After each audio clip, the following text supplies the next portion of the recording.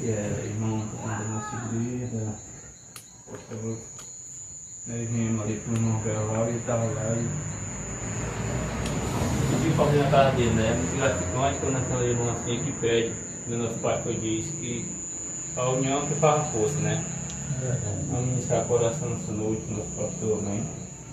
Oremos. Querido Deus, Pai Santo e Poderoso, nós estamos aqui, meu Deus, mais uma noite reunidos, onde nós vamos estudar a Tua Palavra, onde nós viemos te encontrar, é um encontro de senhores. Mas a Tua Palavra diz que onde tem 2 ou 3 reunidos no Teu nome, o Senhor está no meio. Abençoa a nossa união, abençoa a casa do irmão Ramon, toda a sua família, todo o seu trabalho. Venha, meu Deus, trazer a sabedoria para cada um de nós aprender uns com os outros. Isso é o objetivo da nossa reunião. Abençoa nosso presidente do grupo de senhores, que está nesse momento no hospital, meu Deus, a ser operado. Acompanha ele, que a operação seja um sucesso e ele volte logo para a sua casa. Eu te peço em nome de Jesus. Amém. Glória a Deus. Glória a Deus.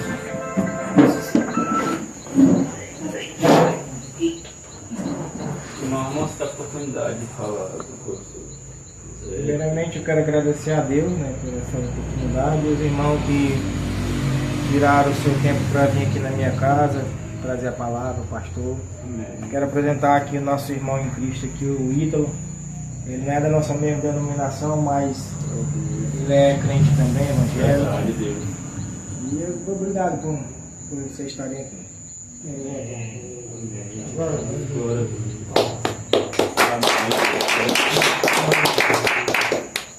Pois é, meus irmãos.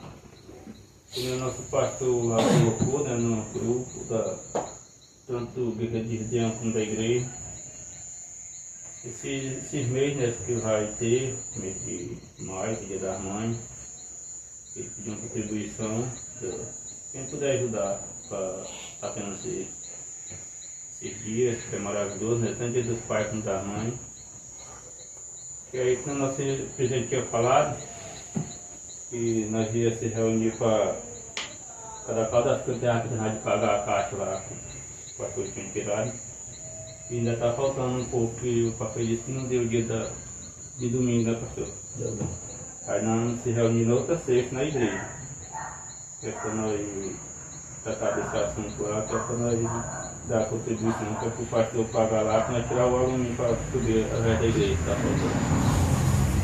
E eu tenho que agradecer também, meus irmãos, pela oportunidade que Deus tem dado para cada um de nós estar reunidos juntos para ouvir a palavra de Deus. Porque é muito maravilhoso quando nós se reunimos para estar tratando das coisas de Deus, né? Porque o trabalho do dia a dia nosso, nós sabemos todo dia, correr atrás dos materiais, mas nós temos que ter um tempo para Deus. Porque é onde nós se fortalecemos na nossa área espiritual, onde Ele dá força para nós trabalhar, dá saúde. Não adianta nós correr só atrás de um trabalho material se nós esquecemos espiritual, né? Porque uma hora a pessoa adoece. Você nunca vai viver sem. Aí na hora que está mais precisando, que está enfermo, meu Deus. E que se eu me desse a minha saúde, mas na hora que eu estou bem de saúde, ele não pode dar de Deus. É por isso que eu digo, cada dia que nós possamos estar tendo um minuto para estar agradecendo a Deus pela oportunidade que está para nós estar.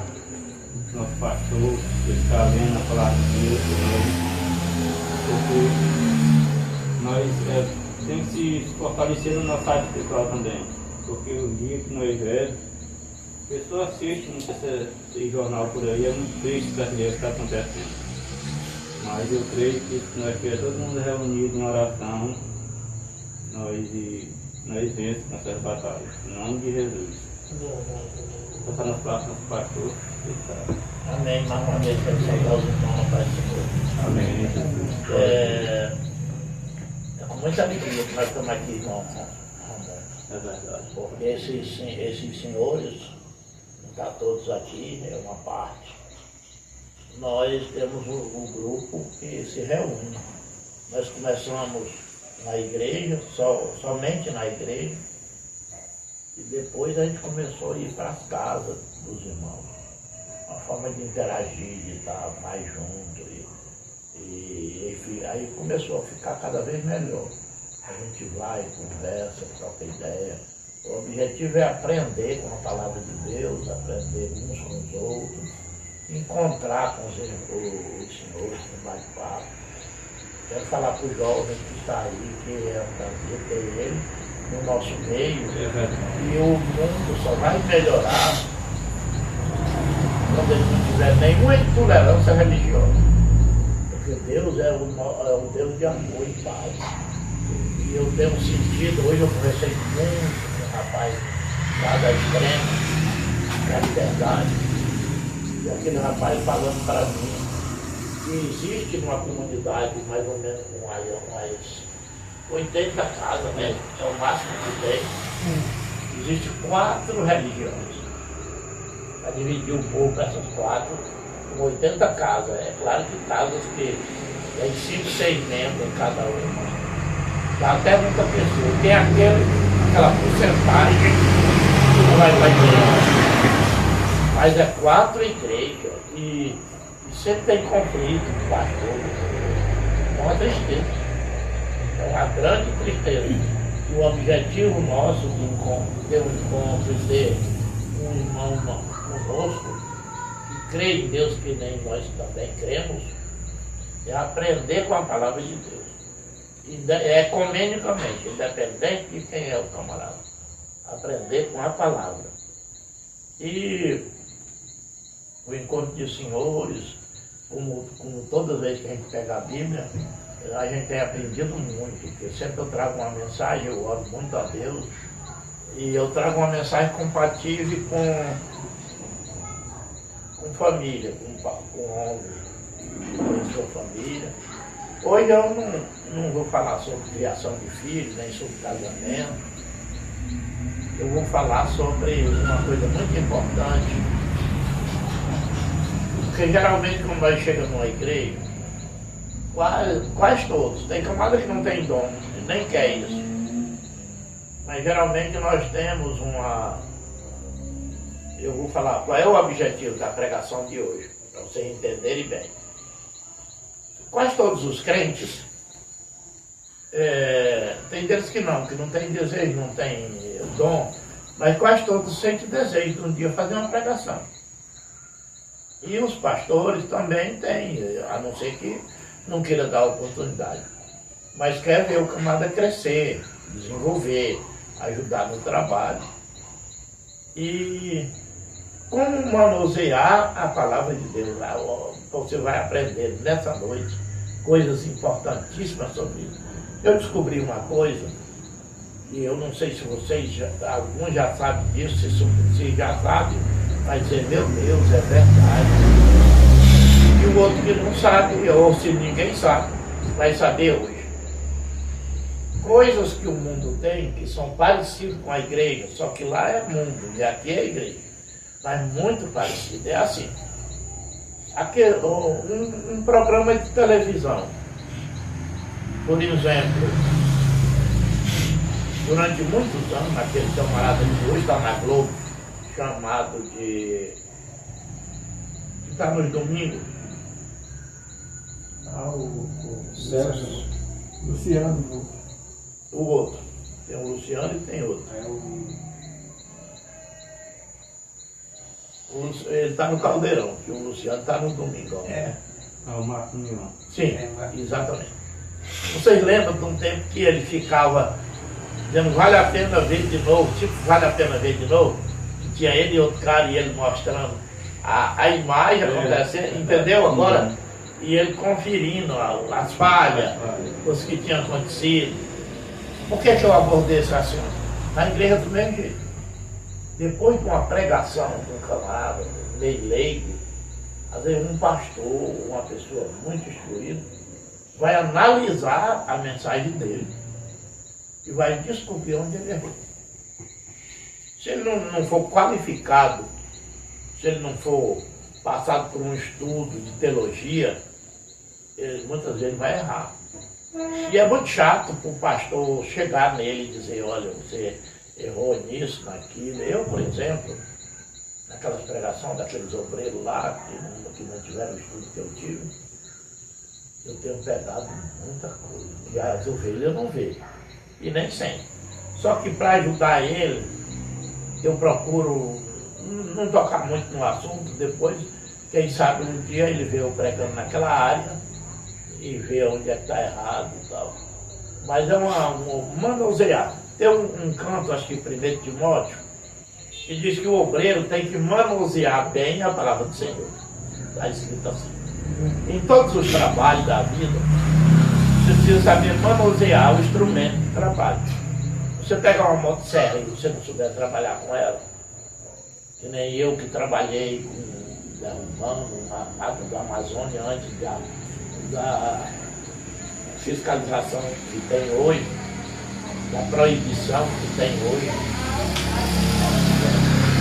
Eu trabalhei 6 anos com o Floriano Bandeira e fiz, ele e os trabalhadores, eu fiz 992 hectares. Era tão grande que brigou o Plínio e o Júnior e fizeram uma cerca mesmo no meio, as duas fazendas. Eu derrubava por ano 200 hectares, 250, 150. Agora, como que derruba? Tem uma terra que vai subindo aqui, a gente só pega do pé da terra aqui. Acolá em cima, daqui aquela cerca acolá, você já viu um grande pau frondoso, grande. Daqui até lá você vai cortando tudo para um lado. Vai cortando só de um lado no espelho. O roçado é grande. Não importa quem ficou mamando, quem ficou agarrado, que o sol é grande. Você vai cortando aqui, desse lado só. E se tiver machadeiro, ele tem que dar uma machadada daquele lado e desse também, sempre que a vara venha para cá. E não derruba a vara, pode cair em cima da gente. Então você vai só metendo no motor. Tá na carreira. Tira o cano da bota, deixa pequenininho para poder andar ligeiro. Só só dá uma olhada assim. E quando chega lá, isso aqui o cara faz ligeiro, um motorzinho bom, um 66 que é maneiro, 51 é pesado, dando uma batida. Aí chega lá, você derruba aquela árvore lá pra cá. Ela vem e vai levando com tudo, passa a hora cair. E quem ficou em pé ficou, você não volta mais, quem vai sair do palteiro. Só que se você não souber manusear esse motor, você só trabalha um dia. De tarde o povo vão caçar você lá dentro. Da garradela, não é? Então tudo que você pega, você tem que saber manusear. Para poder dar conta, né? Do mesmo jeito é a palavra. A Bíblia, ela tem, se não souber o que está fazendo, de muita espiritualidade e cuidado, ela se contradiz.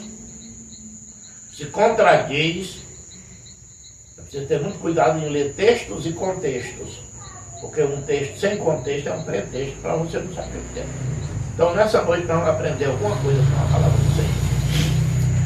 Eu trouxe um estudozinho para nós. Bacana para a gente estudar, para a gente aprender com a Bíblia, né? Eu até coloquei aqui, aprendendo com a Bíblia. É o nome do estudo. Eu vou começar ele por 2 Samuel 7:1. Essa palavra é a palavra do dia, hoje do pessoal que está conectado com a palavra do dia, né? Eu li pela manhã e preguei um pouquinho em 2 Samuel, capítulo de número 7 e versículo 1. É lá onde eu vou começar lendo. Deixei a Bíblia grande, eu deixo, traz essa pequenininha, a letra só pequena aí. 2 Samuel 7:1. Diz assim a Bíblia.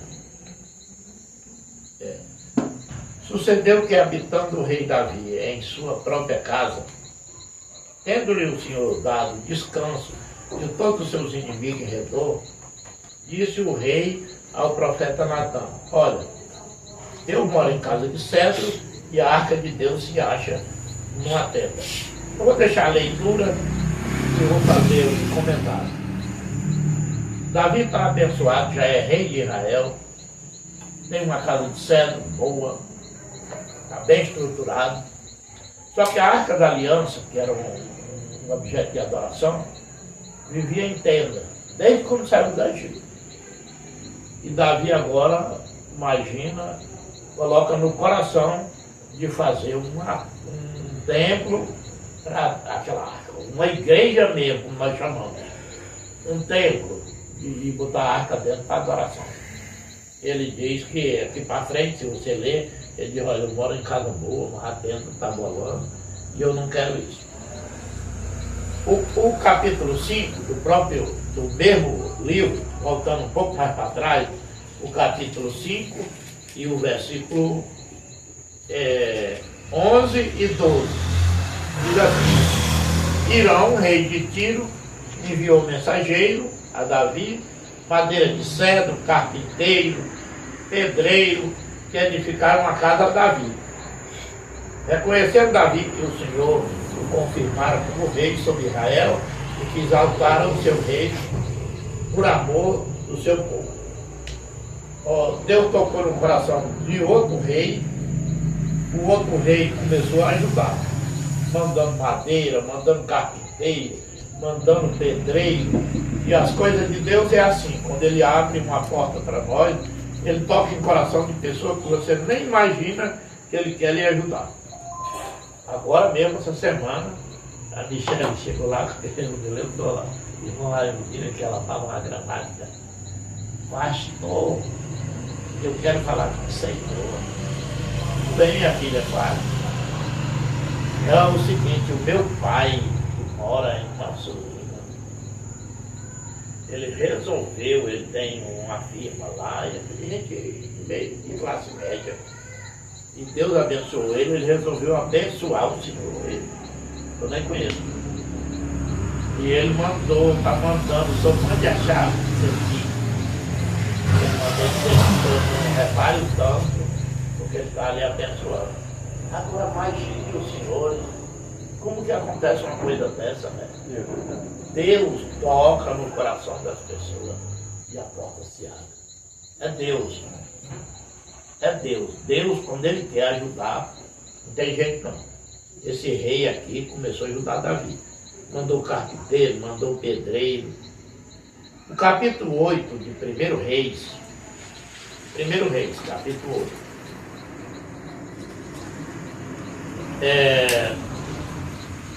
8, 17.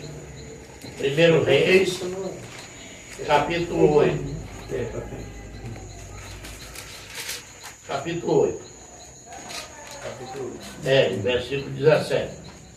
Também Davi, meu pai, o Salomão, já está fazendo a casa. Ele diz, também Davi, meu pai, propusera em seu coração edificar uma casa ao nome do Senhor, Deus de Israel. Porém, o Senhor disse a Davi, meu pai, isso aqui é o Salomão falando, disse a Davi, meu pai, já desejaste edificar uma casa ao meu nome, bem fizeste em resolver em teu coração. Todavia tu não edificarás a casa, porém teu filho, que descenderá de ti, ele edificará a casa do meu nome. Davi, ele pensa em fazer, ele tem recurso, esse mesmo rei parceiro dele vai arranjar recurso, só que agora Deus não quer a casa dele, feita por ele. Deus não quer. E aqui nós vamos aprender muita coisa. Existe uma coisa que acontece, eu como o pastor José de Castro, a gente chama José de Castro, mas no nome dele não tem isso não. É só José Castro, não tem de Castro não. Nós conversamos, agora faz tempo que a gente não conversa, ele está no canto dele, eu estou no meu, mas quando a gente se encontra, a gente conversa sobre igreja. E uma coisa que nós temos lamentado, nós dois, a culpa é de nós dois, é as credenciais que nós já temos para pessoas que não desenvolveram. As igrejas que eu, como missionário, fiz no São João, está na mão da Assembleia de Deus, na Liberdade tem só o Raimundo, no Marechal Dramaturgo tem só o terreno. Aí você diz assim, e essas igrejas, por que não foi para frente? É porque tem uma coisa errada na colocação que nós, pastores, vou trazer a responsabilidade para nós. Não é o pastor pedindo assim, ah, eu gosto de você é um cara bom. E a sua palavra é boa, vou lhe colocar em campo fulano, você ser pastor, nunca foi. Jesus disse, orai ao Senhor da seara.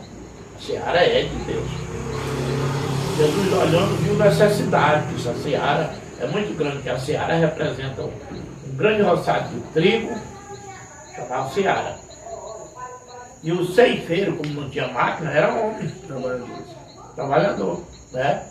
Não existia máquina, cortava como cortava hoje. Você repara que o Zé do Egito disse que o feixe de trigo dele se levantou. Orai ao Senhor da seara, para que ele mande ceifeiro para a sua seara.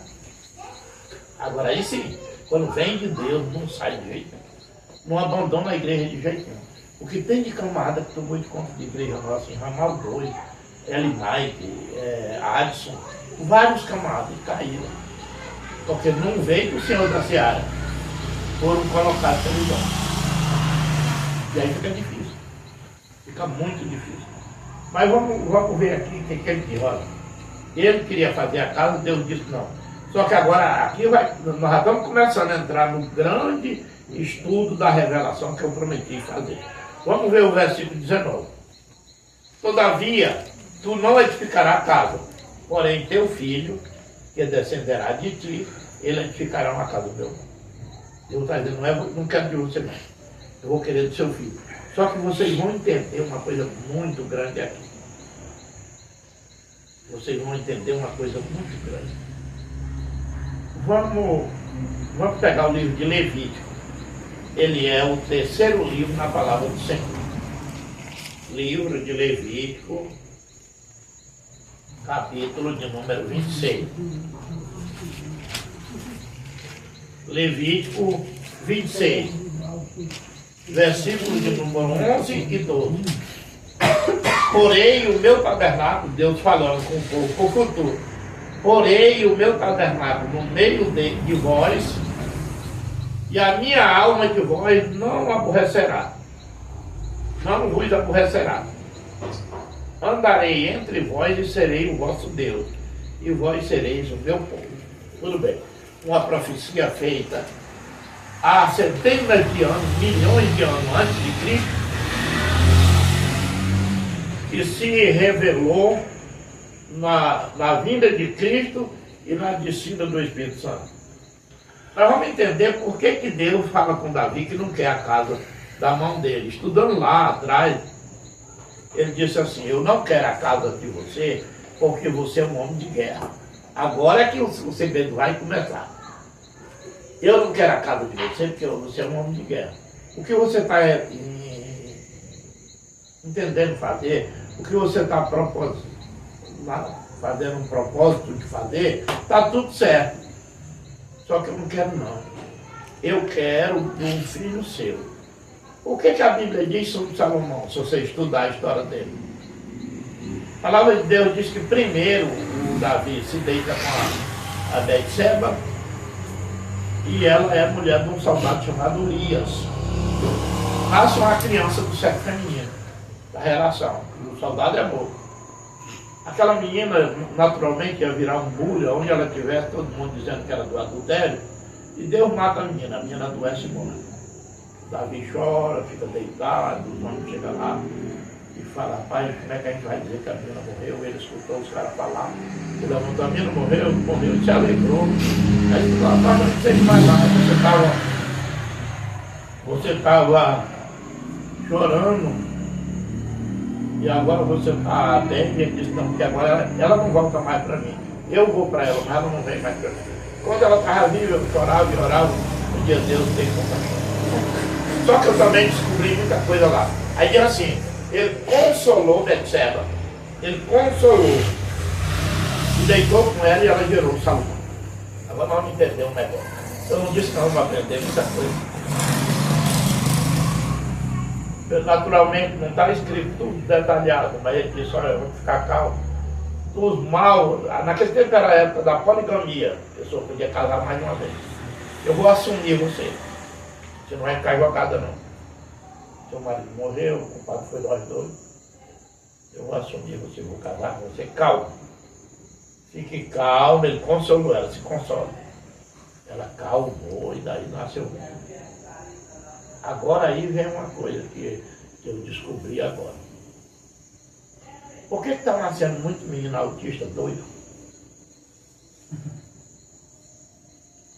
Aquilo ali é por causa da geração, da preocupação, do problema, de pessoas às vezes embriagadas que chegam com raiva, já vem da balada. Diz para a mulher que vai deitar com ela, a mulher diz que não, porque ele disse que o dá o 10 como a história. E se deita, estava o tempo fértil, nasce mais doido, porque e até o estresse da vida, a máquina do tempo, as pessoas estão meio aluadas, não estão consoladas. Isso aqui tem tudo a ver. Ele consolou Betseba e nasce o cara. O cara tem paz, mas né, o cara agora é calmo.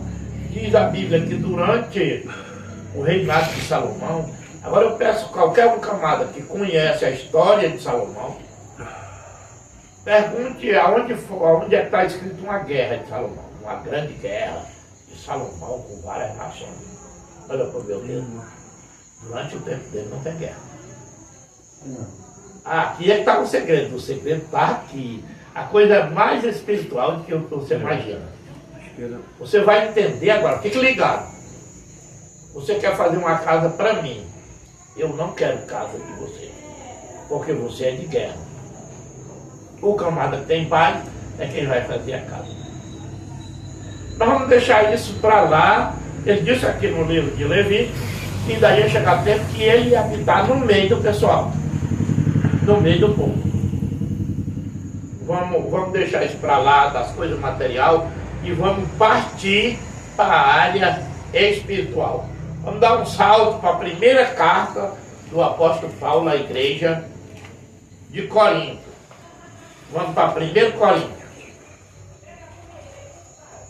1 Coríntios, aqui você vai entender uma coisa séria. Eu falei para você que era grande. Está aqui, ó. Não sabe, 1 Coríntios, capítulo 3, versículo 16. 1 Coríntios, capítulo 3, versículo 16. Não sabeis vós que sois o santuário de Deus? Olha, a congregação não é igreja. Igreja é nós. Aquilo é uma congregação, um lugar de adoração. E que o Espírito de Deus habita em vós. Se alguém destruir o santuário de Deus, Deus o destruirá. Porque o santuário de Deus, que sois vós, é sagrado. Agora abra na outra carta. Tem 1º e 2º. Abra a sua Bíblia na outra carta, na 2ª carta. O capítulo 16. E por coincidência, o versículo é 16 também. Ele diz assim: que ligação há entre o santuário de Deus e os ídolos? 16. É. Capítulo 16 do Conselho. Não, o capítulo é o 6. Ah, sim. É o versículo que é o 16. Ah, sim. Né? Tem Bíblia que diz assim, que consenso. A palavra consenso é a mesma coisa que ligação. Tem Bíblia aí que diz consenso. É verdade. Né? Essa Bíbliazinha aqui diz que ligação. 2 Coríntios 6, 16. Que ligação há entre o santuário de Deus e os ídolos? Ponto de interrogação. Porque nós somos o santuário do Deus vivente. Como ele próprio disse, você viu lá em Levítico? Habitarei e andarei entre eles, e serei o seu Deus e eles serão o meu povo. Olha o Levítico 26. É forte, né? Mas agora, pastor, ainda não estou entendendo bem aonde o senhor quer chegar com o primeiro cabo de guerra e o cabo de paz. É que um camarada carnal, bruto, nunca, olha para mim, olha para o meu dedo, recebe a Espírito Santo. Nunca. Você pode fazer a vigília que você quiser. Só quem recebe é quem é humano, que tem paz, que tem guerra. Aquele camarada de irmã pobre de espírito. No Sermão da Montanha, Jesus falou. Jesus disse no Sermão da Montanha: Repare que Deus diz para Abraão, sai da tua terra, Gênesis 12, sai da tua terra e da tua parentela e da casa do teu pai, para uma terra que eu te mostrarei. Abraão não tinha essa terra aqui na terra. Até para enterrar a mulher, ele comprou um pedaço dos filhos de Ed, pesou o dinheiro em moeda de níquel, e os caras dizendo, enterra teu morto aí, cara, nós somos... Não, eu quero comprar. Não tinha terra. A terra é espiritual. E lá no Sermão da Montanha, Jesus diz, bem-aventurados os pobres de espírito. É o cara aqui fraco. Porque eles herdaram o quê? A terra. A terra espiritual.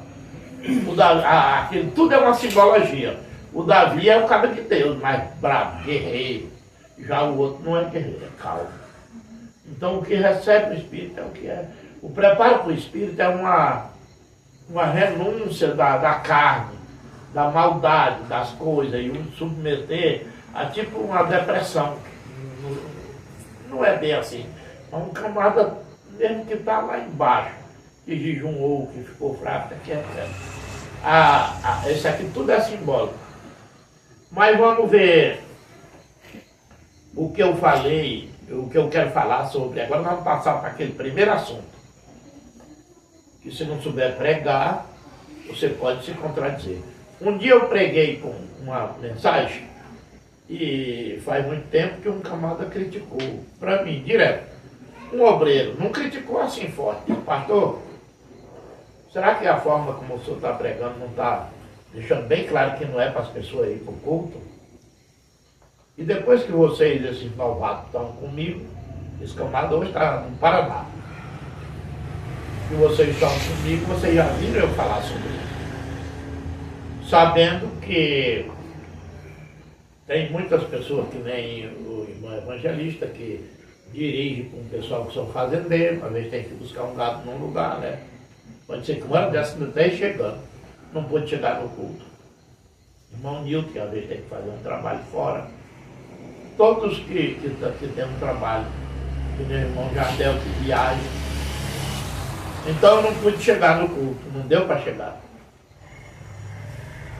Eu me atrasei, porque estou trabalhando, o trabalho é de Deus, e quem abre a porta do trabalho é Deus. Aí você vai para 1 Timóteo, capítulo 2, versículo 8. Foi isso aqui que o cara disse para mim, que será que eu não estava incentivando as pessoas a não ir para o culto? 1 Timóteo, capítulo 2, versículo 8. Quero, portanto, que os varões, aqui vai entrar um pouquinho daquele assunto da guerra. Quero, portanto, que os varões orem em todo lugar. Está vendo? Eu não pude chegar, eu vou orar na minha casa. Eu estou viajando, vou parar o carro no acostamento e vou orar na cabine. Eu estou na roça, é um ano da roça, vou parar a minha enxada, vou orar. Quero que os homens orem em todo lugar, levantando mão e santa. Aqui entra a falta de guerra. Sem ira e nem contenda, né? Tem Bíblia que chama contenda. Quero que os homens, portanto, que os varões, tem Bíblia que diz o homem, orem em todo lugar, levantando as mãos santas, sem ira e nem contenda. Agora veja, aqui ele ficou parecido com a guerra lá, né? Tem que ser na igreja, eu tenho que chegar na igreja, se eu não chegar até fico com queixa, que não deu para mim chegar, eu estou mais do que puto, mas eu vou. Será que não é melhor orar em todo lugar, está dizendo aí? Mas só que aí, como o cabo falou para mim, o senhor está dando relaxando as pessoas. Mas não vai para a igreja, mas tem que orar. É aí onde você tem que saber conhecer a Bíblia. É aí onde eu quero chegar, que tem que conhecer a Bíblia. Vamos no livro de Deuteronômio, capítulo 12. Você tem que conhecer tudo para poder pregar. Meu irmão, eu estou pregando que você ora em todo lugar, mas não é porque você deixa de ir para a palavra de Deus, não. É porque não deu tempo você chegar. A necessidade é que você esteja na igreja de Deus. Deuteronômio, capítulo 2, 12. Olha o que diz a Bíblia no versículo 5. Mas buscareis o lugar que o Senhor, vosso Deus, escolher de todas as tribos, para ali pôr o seu nome, e a sua habitação para lá ireis.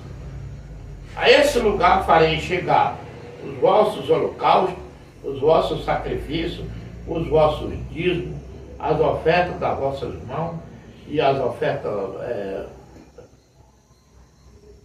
votivas e as ofertas voluntárias e o primogênito das tuas vacas e das tuas ovelhas. Vá para a igreja, Deus está dizendo. Quero que ore em todo lugar, mas para não se contradizer, é quando você não pode chegar a esse lugar. Mas existe um lugar que Deus determinou para nós ir lá, para nós levar nossa família, levar nossos filhos, levar nossa oferta, levar o nosso dízimo, o primogênito de tudo que é nosso. É lá esse lugar dessa adoração. E no livro de Hebreus, capítulo 10, versículo 25, ele pede que ninguém deixe de congregar, como tem gente que tem costume. Ele diz que é o costume de alguns. O crente, se ele não souber, ele pega mania. Eu, quando não era pastor, eu cheguei a pegar mania. 2. Disse o Senhor a Gideão: é demais o povo que está contigo, para entregar os midianitas nas tuas mãos. Israel, porém, poderia se gloriar contra mim, dizendo: a minha própria mão me livrou. Apregou-a, pois, aos ouvidos do povo, dizendo: quem for tímido e medroso, o cabra era medroso. Quem for tímido e medroso, volte, retire-se da região montanhosa de Gileade. Então voltaram 22 mil e 10 mil. Deus viu o medo do coração do camarada. Agora vamos ver o Eliabe lá no exército. Ele agora está na casa do pai. Agora vamos atrás dele no exército, ver se ele é medroso mesmo. Bora lá.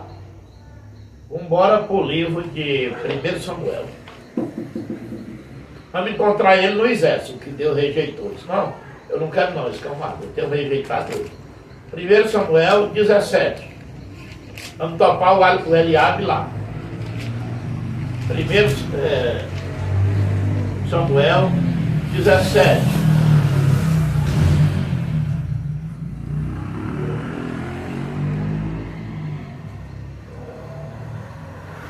O Davi chega onde está o arraial e a guerra está acontecendo com o gigante Golias. O Golias quer brigar. O Saul já prometeu, a gente pensa que é de graça, o Saul prometeu uma filha para quem brigasse, para casar com a filha dele, um guerreiro que brigasse. Casar com a filha dele e toda a casa do pai desse camarada ficar isento de imposto. Olha o tamanho da proposta que era a quem brigasse. Vamos ler o versículo 31 de 1 Samuel 17. Ouvindo as palavras que Davi falara, anunciaram a Saul. Porque o Davi disse: rapaz, será que não tem ninguém, nem com essa proposta do rei, do tamanho que ela é, para casar com a filha dele? E ninguém não quer, estão com medo. Diga para esse rei que eu vou brigar. Ouvindo as palavras de Davi, falaram, anunciaram a Saul, que mandou chamar ele. Davi disse a Saul: não desfaleça o coração de ninguém por causa dele. Deus servo irá pelejar com o filisteu. Porém Saul disse a Davi: contra o filisteu tu não poderás pelejar com ele. Tu ainda é muito moço. Tem um canto aqui onde o Joabe fala com ele. É o 28. É o 28, né? Isso. Bora lá. O Joabe, sim. 17 e 28. Exatamente. Ouvindo Eliabe, seu irmão mais velho, aí, o que ele viu lá na casa, falar aqueles homens, acendeu-se-lhe a ira contra Davi e disse, porque tu está aqui, e quem deixaste lá com aquelas poucas ovelhas no deserto, bem conheço a tua presunção, a tua maldade. Disseste apenas para ver aqui só para ver a peleja. O cara está com medo, nem por a filha do rei não quer brigar. E ainda quer que o outro não vá. Está entendendo? Além de ele estar com medo, ainda quer que barra o cara. Medroso. Rapaz, Deus, ele conhece cada um de nós. Tudo que nós fazemos, o que nós pensamos e o que nós somos. Ele me disse que até nossos cabelos é cantado. Verdade. Está Está lá o Eliabe, escutando a conversa, ó, quem matar a casa com a minha filha, será um grande homem no reino, e a moça bonita, filha do rei, e a casa do pai dele é isento de imposto naquela época alto. Ninguém fala nada, tá tudo calado, tudo é covarde. Aí o menino chegou, por isso que Deus mandou chamar o menino, e o cara desse daí não é covarde. Esse daí é o homem. Esse daí é o cara. Aí nós vimos que deixou aquelas ovelhas morrendo. Ele está sacaneando. Até o Saul desconfiado dele disse, não, eu quero meu O rei estava com medo.